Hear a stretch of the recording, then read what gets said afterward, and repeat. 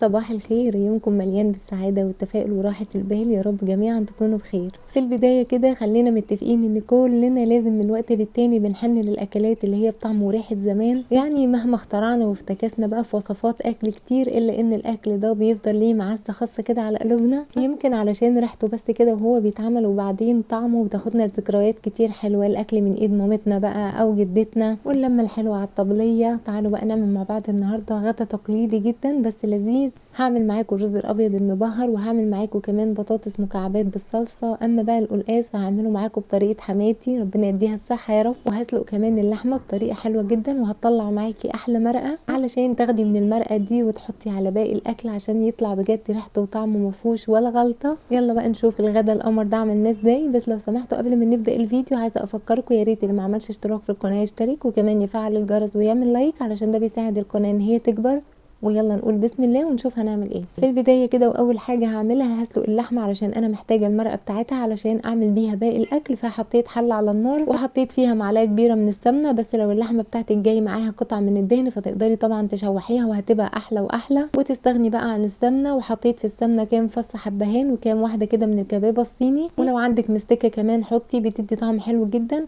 والنار عاليه بقى، هنزل بقطع اللحمه علشان تاخد طبه وعلشان كمان تتشوح. انا مش عايزاها تاخد لون خالص لان طبعا احنا هنعملها في مرقه، بس الخطوه دي بتفرق جدا في طعم وريحه اللحمه. وكمان علشان اعزز الريحه والطعم حطيت معلقه صغيره من الفلفل الاسود، معلقه صغيره من الكمون، معلقه صغيره من الكزبره الجافه، نص معلقه صغيره من السبع بهارات، وبس كده. ومش هحط اي بهارات تاني علشان انا عايزه طعم المرقه يطلع معايا بطعم وريحه زمان كده من غير اي افتكاسات خالص. وبعد ما شوحت اللحمه شويه مع التوابل نزلت عليها ببصلايه يكون حجمها صغير متقطعه شرايح رفيعه، وكمان جزريه صغيره متقطعه شرايح رفيعه، وطماطميه صغيره، وكمان نص قرن فلفل اخضر رومي ولو عندك حار طبعا هتكون احلى، وفصين 2 بس من الثوم قطعتهم كده شرايح رفيعه. ومش قادره اقولك بقى الاضافات دي بتفرق قد ايه في طعم وريحه المرقه، بتخليها بجد ولا احلى. وطبعا مش هحط الملح في البدايه كده علشان ما ياخرش مده التسويه. المهم ان انا بعد ما اقلب اللحمه شويه مع الاضافات دي هزود عليها بقى ميه سخنه بتغلي، وهغطي بقى على اللحمه واسيبها لغايه لما تستوي. اهم حاجه ما تنسيش تضيفي الملح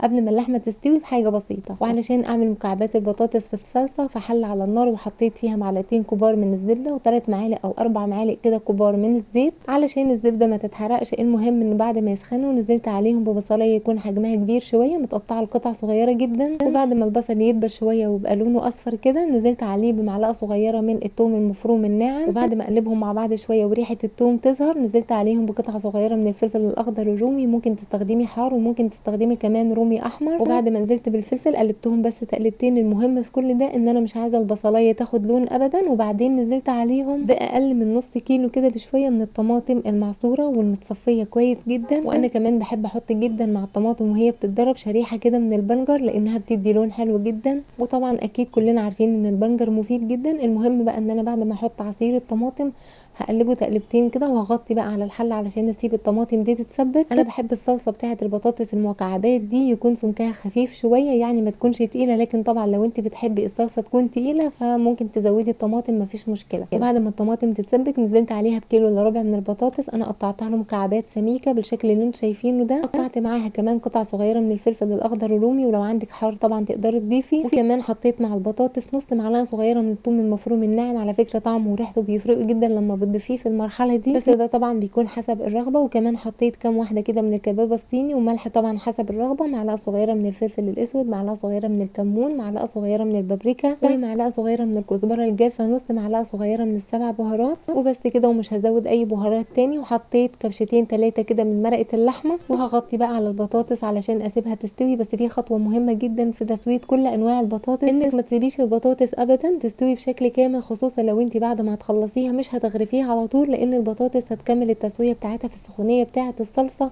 فعلى بال ما تيجي تغرفيها هتلاقيها دايبه معاكي. فمن الاحسن كده انك تطفي عليها وهي ناقصه تسويه شويه. وعلى بال ما قبل البطاطس تستوي هعمل الرز الابيض المبهر في حله على النار، وحطيت فيها معلقتين كبار من الزبده ومعلقتين كبار او 3 كده من الزيت، وحطيت فيهم 3 فصوص من الحبهان وكام واحده كده من الكباب الصيني. وطبعا لو عندك مستكه حطي بتكون احلى واحلى. عايزه تحطي ورق لورا مفيش مشكله، بس علشان ما كانش عندي ورق لورا صحيح فحطيت ربع معلقه صغيره من ورق اللورا البودر. وبعد ما الزبده والزيت يسخنوا كويس جدا نزلت عليهم ب3 كوبايات من الرز الابيض المصري، وحطيت حطيت شويه صغيرين من الملح، ما تزوديش لان هنسقي الرز مرقه والمرقه بيكون فيها ملح. وحطيت كمان نص معلقه صغيره من الفلفل الاسود والكمون والكزبره الجافه. المهم في الخطوه دي بقى انك ما تستعجليش ابدا، يعني لازم تشوحي الرز كويس جدا في الزبده والسمنه علشان تتاكدي ان هو هيطلع معاكي مفلفل ومش معجن ابدا.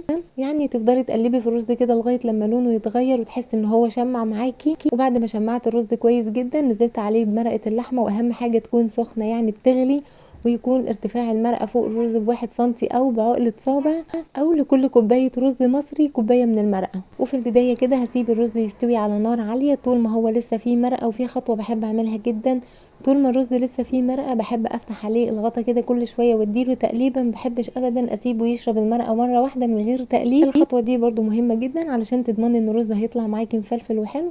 وبعدين لما الرز بقى يشرب المرقه هغطي عليه واسيبه يستوي لمده 25 دقيقه من غير ما افتح عليه الغطا ابدا. وبكده هتكوني عملتي احلى رز ابيض مصري مبهر، بجد ريحته وطعمه كانوا حلوين جدا.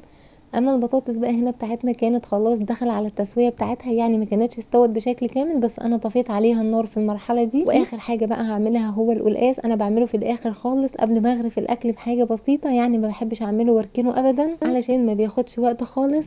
وانا علشان ما اطولش عليكم الفيديو اكتر من كده ما كانش ينفع بقى اجيب لكم طريقه تقطيع القلقاس وطريقه تخزينه وكمان طريقه السلق بالكزبره والثوم وتحميره وتخزينه والكلام، لانه بياخد وقت طبعا. بس انا عملت فيديو خاص للقلقاس والسلق كده لوحدهم، من بدايه تقشير القلقاس قشرته معاكم بطريقه بسيطه جدا لتقطيعه لطريقه تخزينه، وكمان السلق والكزبره من اول تقطيفهم وغسلهم لغايه تحميرهم بالثوم والسمنه. ودي طريقه حماتي اللي ما بغيرهاش ابدا ابدا في القلقاس، وبيكونوا حلوين بقى جدا لما تكوني مخزناهم كده في الفريزر وتطلعيهم على الاكل، بيكون حاجه سريعه جدا. انا ما بحبش ابدا اسيب القلقاس لغايه لما يفك، علشان لما بيفك وهو متلج بيكون عامل زي السفنج كده وما بيكونش حلو ابدا. بنزل فيه بالمرقه كده وهو لسه متلج. وبعد ما انزل بالقلقاس بحب كمان احط معاه من البدايه كده مكعب السلق. انا بعد ما بعمل السلق بخزنه على هيئه مكعبات كده علشان اخد على قد الاكله، وبسيبهم بقى يستووا مع بعض. المهم برضو ان القلقاس بيتعامل نفس معامله البطاطس، يعني لو انت هتخلصي اكله مش هتغرفي على طول، بلاش تسيبي القلقاس يستوي بشكل كامل، لان القلقاس زي البطاطس بالظبط حساسين جدا في التسويه وممكن يدوبوا معاكي بسرعه.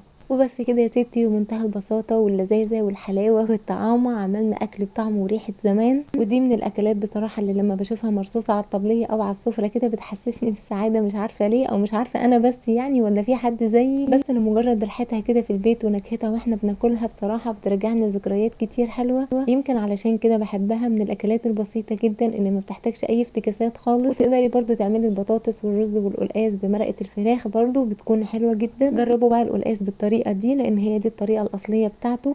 هسيب لكم ان شاء الله اللينك بتاعه في صندوق الوصف. انا عارفه ان في ناس كتير خصوصا البورسعيديه اللي زيي يعني، بس انا بصراحه ما بعملهوش كده، بيعملوا القلقاس بالصلصه الحمراء، بس انا بحبه كده اكتر. وبكده الفيديو بتاعنا النهارده خلص، نتقابل على خير ان شاء الله في فيديو جديد. اسيبكم في امان الله وحفظه. وبس لو سمحتوا ما تنسوش لو انتوا استفدتوا من الفيديو ده ولو بحاجه بسيطه تدعموني بالاشتراك في القناه، وكمان ما تنسوش تفعلوا الجرس، تعملوا لايك وشير. ربنا يحسن ما بين ايديكم، بحبكم في الله.